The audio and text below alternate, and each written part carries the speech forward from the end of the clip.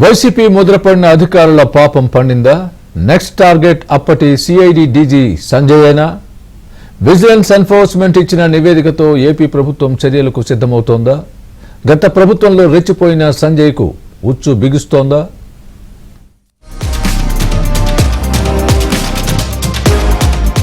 CID మాజీ DG Sanjay, అప్పటి ప్రతిపక్ష నేత, ప్రస్తుత ముఖ్యమంత్రి చంద్రబాబు నాయుడు అరెస్టు సమయంలో రాష్ట్ర వ్యాప్తంగా వార్తల్లోకి ఎక్కారు. స్కిల్ డెవలప్మెంట్ వ్యవహారంలో సిఐడి కేసు నమోదు చేసినప్పటికీ చంద్రబాబు అరెస్టు విషయంలో అప్పటి సిట్ డీఐజీగా ఉన్న కొల్లి రఘురామరెడ్డి కీలక పాత్ర పోషించారు. స్కిల్ కేసులో చంద్రబాబు ఎటువంటి అవినీతికి పాల్పడలేదని అందరికీ తెలిసిపోవడం, కోర్టు కూడా బెయిల్ ఇచ్చే సమయంలో చేసిన వ్యాఖ్యలు అప్పట్లో సంచలనం రేపాయి. దీంతో తత్తరపడిన వైసీపీ ప్రభుత్వం అప్పటి సిఐడి డీజీగా ఉన్న సంజయ్ తో పాటు అడిషనల్ అడ్వకేట్ జనరల్ గా ఉన్న పొన్నవోలు సుధాకర్ రెడ్డి విజయవాడ, హైదరాబాద్, ఢిల్లీ వెళ్లి మీడియా సమావేశాలు ఏర్పాటు చేసి మరీ చంద్రబాబుపై అసత్యాలు ప్రసారం చేశారు. అప్పట్లో సంజయ్ పాత్రపై విమర్శలు వచ్చాయి.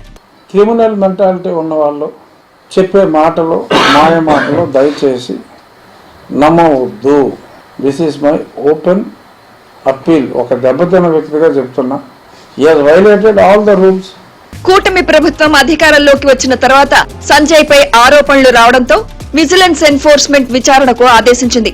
నకిలీ బిల్లులు పెట్టి ప్రభుత్వ సొమ్ములను డ్రా చేశారని ఆరోపణలు రావడంతో వీటిపై విచారణ జరిపిన విజిలెన్స్ ఎన్ఫోర్స్మెంట్ విభాగం నిజమేనని తేల్చి ప్రభుత్వానికి నివేదిక ఇచ్చింది.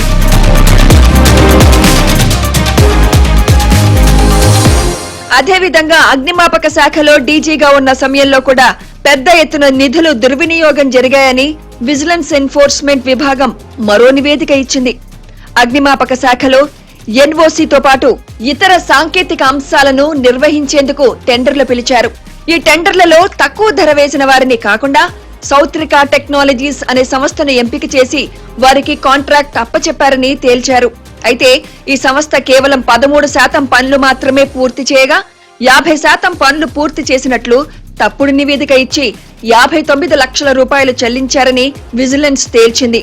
మిగతా డబ్బును కూడా చెల్లించాలని అప్పట్లో ఒత్తిడి వచ్చిందని విజిలెన్స్ విభాగం పేర్కొంది.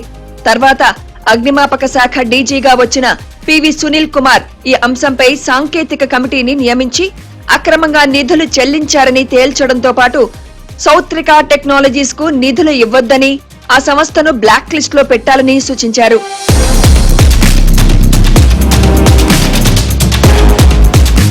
ఈ 2 నివేదికలను సిద్ధం చేసిన విజిలెన్స్ ఎన్ఫోర్స్మెంట్ అగ్నిమాపక శాఖ డీజీగా ఉన్న సమయంలో సంజయ్ వ్యవహారంపై కూడా సాక్ష్యాలతో సహా నివేదికను రూపొందించింది.